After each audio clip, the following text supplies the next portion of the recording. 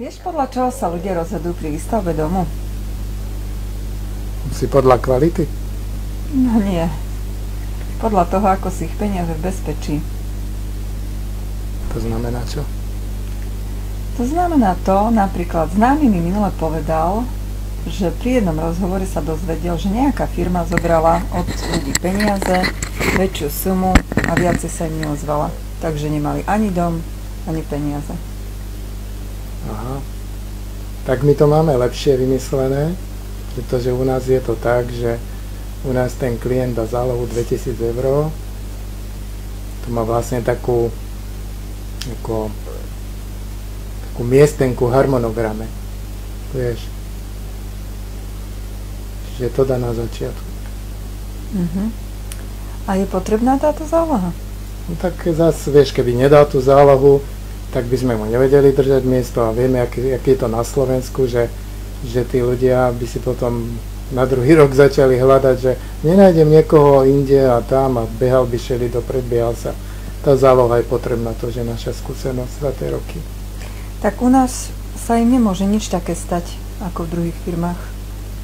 No, nemôže sa stať, pretože nebereme nejaké veľké zálohy, jak niekde, že zoberú 20 000 a tak.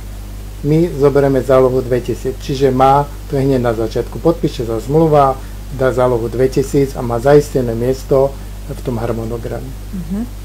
Dobre, a ako prebiehajú ďalšie kroky počas tej výstavby?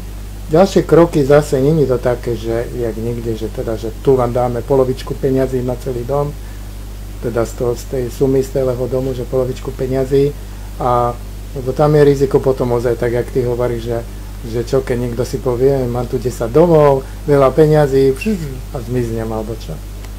To sa u nás nemôže stať, lebo my ten systém máme ozaj bezpečný a klient, vlastne ty, keď si bol klient, tak platíš vždycky po vykonanej práce. Napríklad spravia sa základy, platíš po vykonanej práce. A čo ak sa mi to náhodou nebude páčiť, tá práca, ako je spravená? No tak to je tá výhoda, že platíš až po.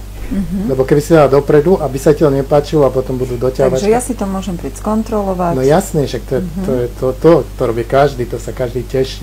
Vieš, že kontrolujem to ja, kontroluje to stavebný dozor a kontroluje si to klient.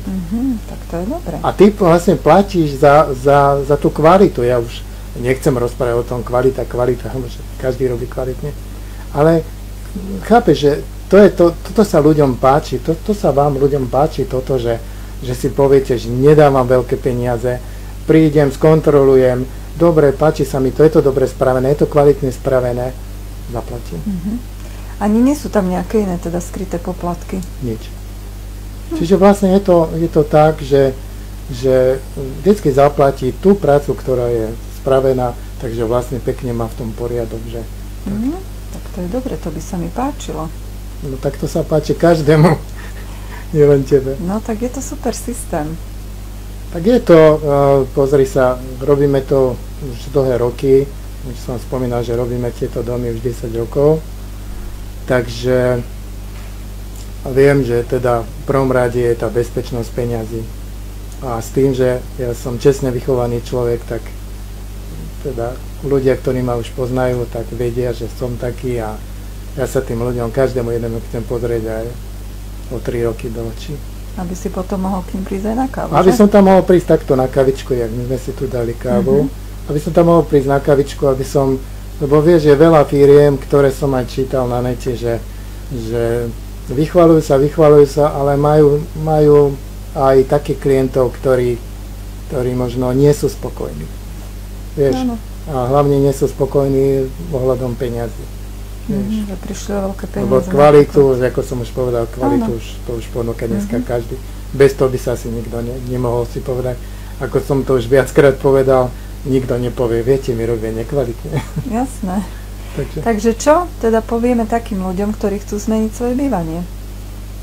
No tak určite je najvyšší čas na to, pretože vždycky koncom roka sa to zbiera na stavby na celý rok.